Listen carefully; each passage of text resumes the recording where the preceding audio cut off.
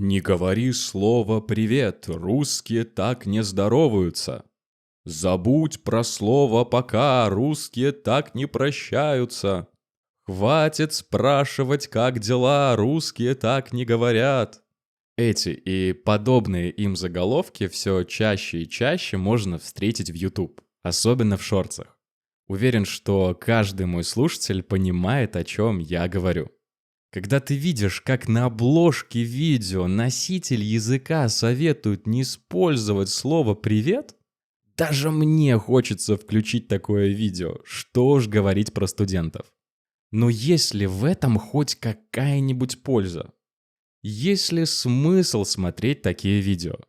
И глобально, можно ли учить русский язык неправильно? На эти и другие вопросы я и постараюсь ответить в сегодняшнем подкасте. Вы слушаете Russian Flow, подкаст для тех, кто учит русский язык. Друзья, всем привет! Как у вас дела? Все хорошо? У меня все замечательно, настроение летнее, совсем скоро отпуск и в целом все здорово. Ребят, перед началом эпизода хочу напомнить про наш телеграм-канал. Если честно, я сам не ожидал, что у меня будет столько идей для его развития. Но главное, там происходит то, чего нет в Spotify или на YouTube. Например, прямо сейчас в канале доступны несколько мини-эпизодов, которые я записал прямо на ходу. То есть без всякой обработки, пауз и с моей обычной, реальной скоростью речи. А еще я выложил туда свою адаптацию рассказа Чехова «Смерть чиновника». И даже ее полностью озвучил. Это первый раз в моей жизни, когда я делаю что-то подобное, но, по-моему, получилось довольно неплохо. Так что открывайте описание этого выпуска, кликайте по первой ссылке и переходите в наш Телеграм. Жду вас там сразу после этого выпуска. А сегодня я хочу поговорить о том, что меня бесит, причем давно и очень сильно. Я хочу поговорить о тех советах, которые якобы должны нам помочь, а на деле делают только хуже. Если вы хотите быстро получить ответ на вопрос, правильно ли вы учите русский язык, то он у меня есть. И этот ответ такой: да, правильно. Если же вы хотите понять, почему я в этом так уверен, тогда оставайтесь со мной до конца, я обо всем расскажу.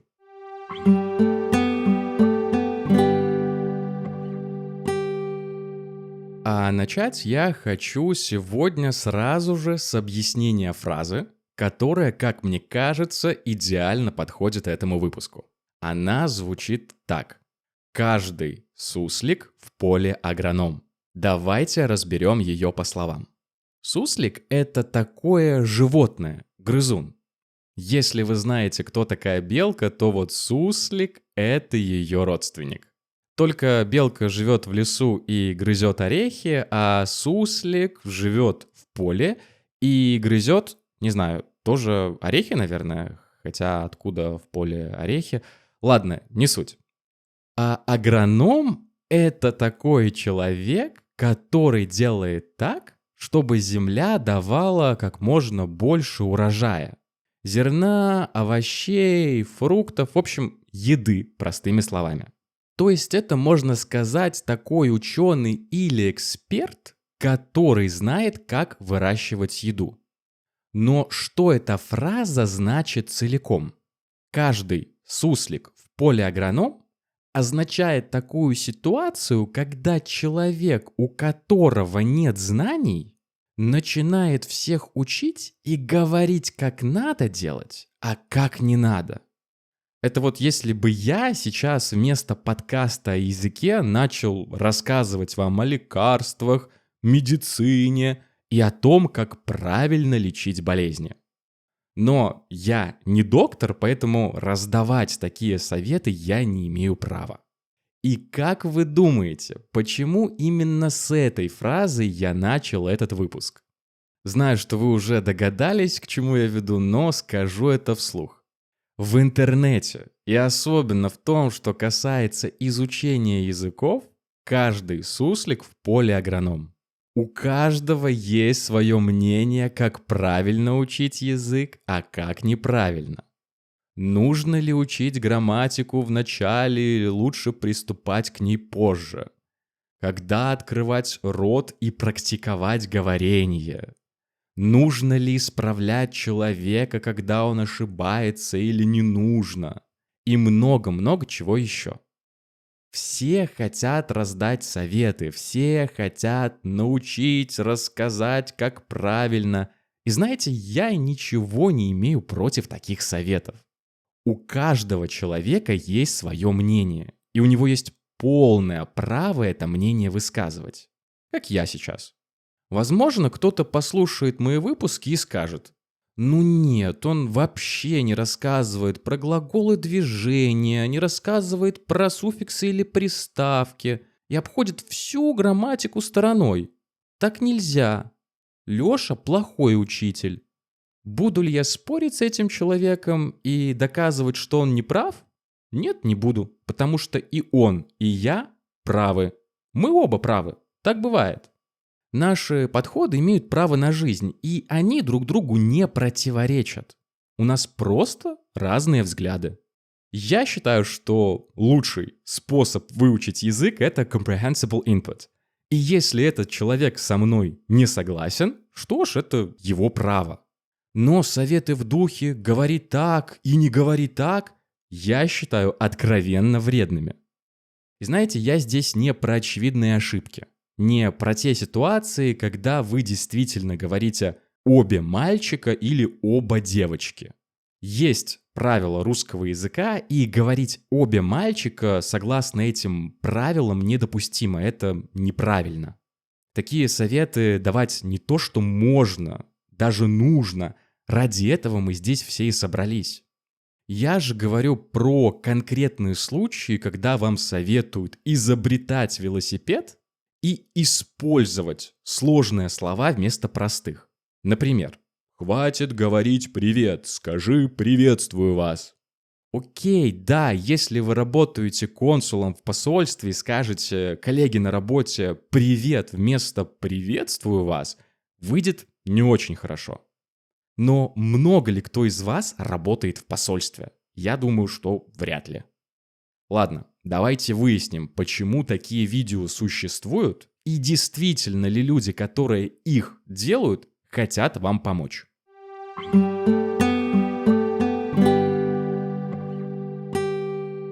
Вернемся к нашему примеру с «привет».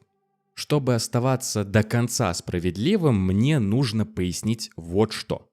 Если человек сделал видео интересным и объяснил, где и в каком случае уместно использовать такое приветствие, то вопросов к такому видео у меня 0.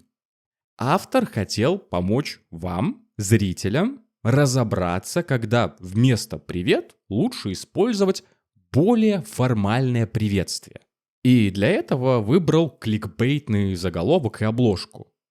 Так работает YouTube, и кто я такой, чтобы спорить с правилами игры? Я и сам иногда придумываю такие заголовки, чтобы вам захотелось нажать на мой выпуск. Хорошо, но что делать с остальными? Что делать с остальными видео, где вам на серьезных щах объясняют, что, мол, мы так не говорим, мы говорим только вот так? Когда вам объясняют что-то на серьезных щах, то это значит, что это происходит на полном серьезе. Без юмора, без иронии, еще можно сказать с пафосом. Когда вам что-то запрещают и советуют говорить только так и никак иначе, то тут выход для меня только один. Выключить видос. Любой запрет — это плохо, а запрет в языке — это просто катастрофа. Смысл таких видео не в том, чтобы вам помочь, а в том, чтобы вы его включили. Когда вы видите обложки таких видео, у вас сразу появляется страх. «О боже, я же всегда говорю «привет, как дела»? Неужели на русском так никто не говорит? Надо срочно включить и проверить. Может, я делаю что-то не так?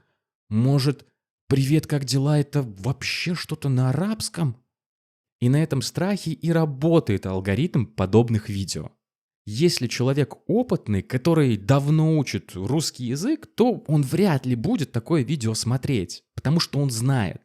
Говорить «Привет, как дела?» можно. А вот если человек только-только начал учить язык, то такое видео точно привлечет его внимание. Ладно, что я вам тут рассказываю? Я уверен, что вы, мои любимые слушатели, и так все знаете. Но давайте посмотрим на эту ситуацию чуть шире. Давайте выясним, можно ли вообще учить русский язык неправильно.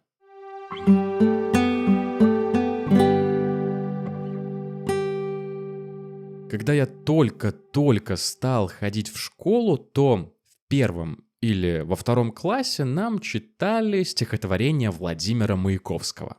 Что такое хорошо и что такое плохо?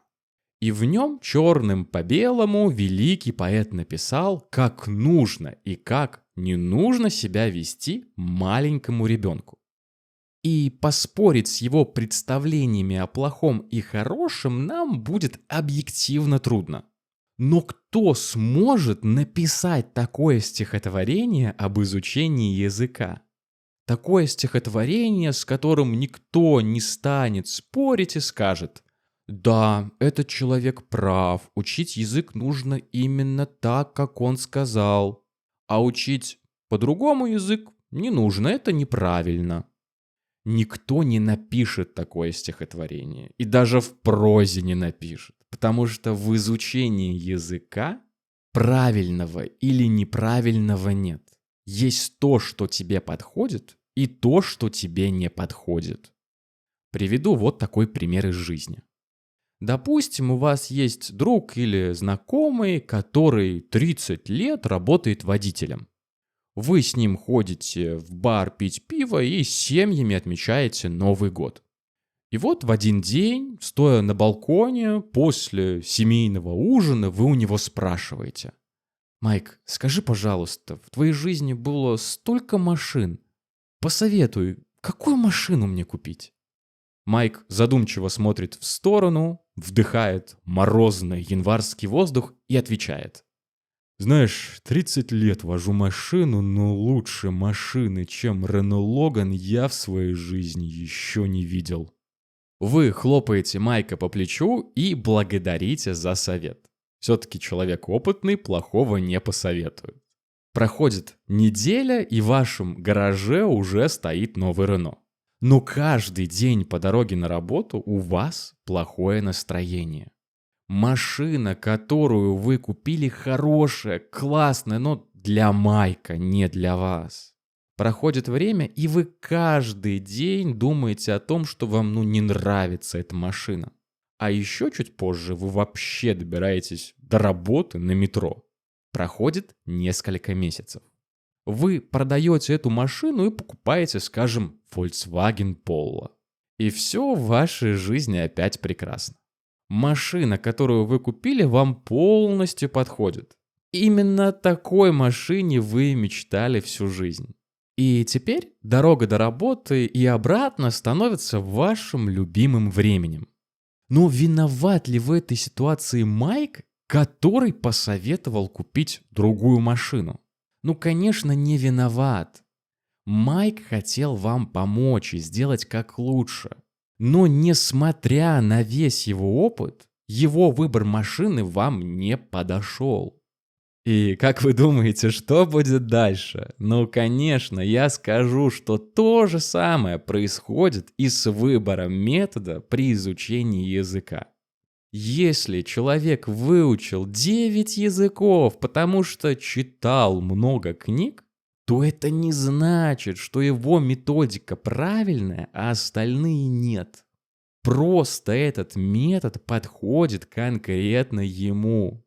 Не нужно слушать людей, которые вас уверяют, что их метод единственно правильный. Знаете, есть такие видео в духе «Только так можно выучить иностранный язык». Нет, дружище, иностранный язык можно выучить по-разному. Если тебе нравится Рено Логан, то это не значит, что этой машиной должны пользоваться все. Кстати, ребята, которые меня слушают из Франции, к Renault Logan у меня претензий нет. У меня нет водительских прав, и я понятия не имею, каково это водить машину. Уверен, что это отличная машина, и выбрал я ее только для примера. Хорошо, дальше я расскажу, как было у меня, и почему я считаю, что мой Volkswagen Polo — это comprehensible input.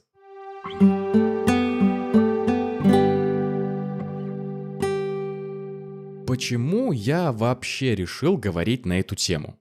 Это же вроде так очевидно, что не стоит и выеденного яйца. Ну, хотя бы для того, чтобы объяснить эту потрясающую фразу. Когда я говорю, что это не стоит выеденного яйца, то это значит, что эта тема настолько простая и понятная, что как будто не стоит о ней даже и говорить. Не стоит выеденного яйца. Но так ли это на самом деле? Действительно ли все так просто и очевидно?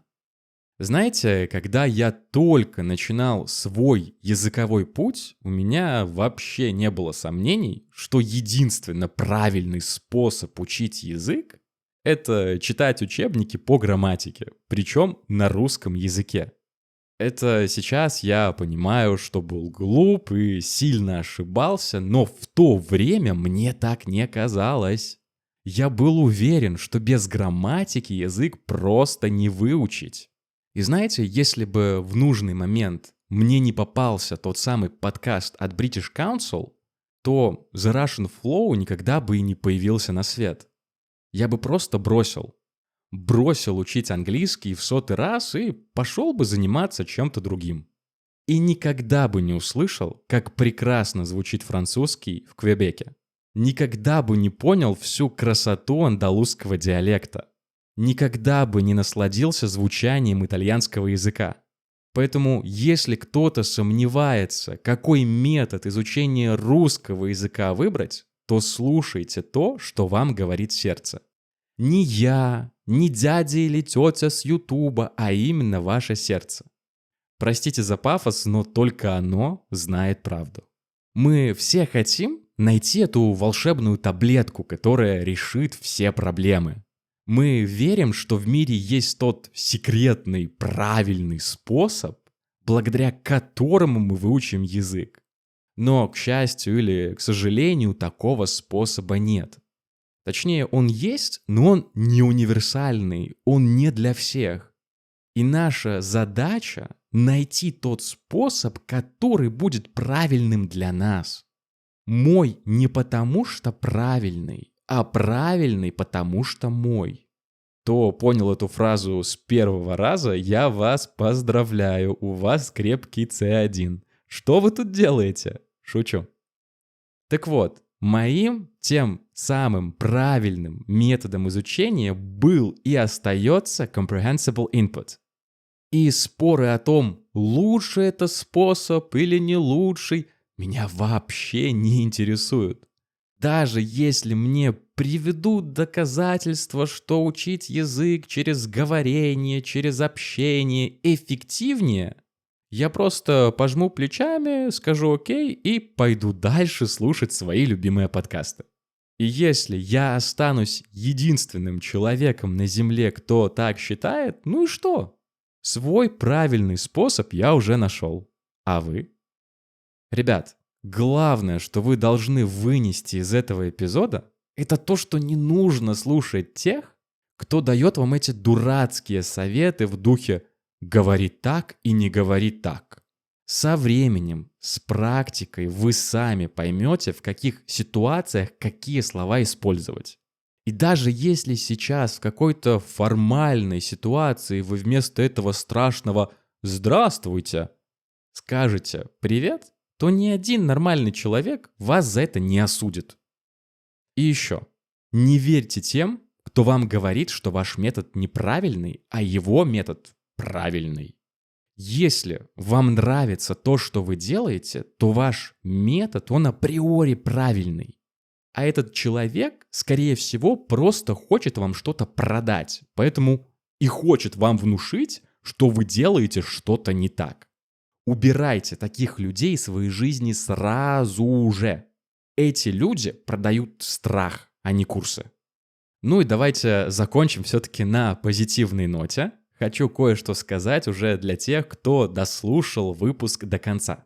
Друзья, вы большие молодцы.